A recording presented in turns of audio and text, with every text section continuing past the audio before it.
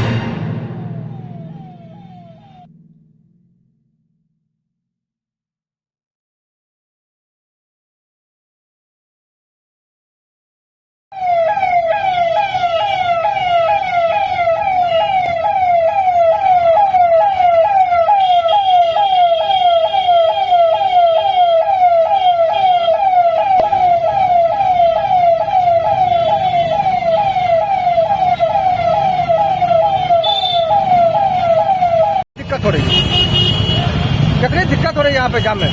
बहुत दिक्कत है। कितने देर से जाम में फंसे हुए हैं? आधे घंटे लापरवाही मानते हैं। दरभंगा में जो है दाहिना भाग है। कितने देर से जाम में फंसे हुए हैं?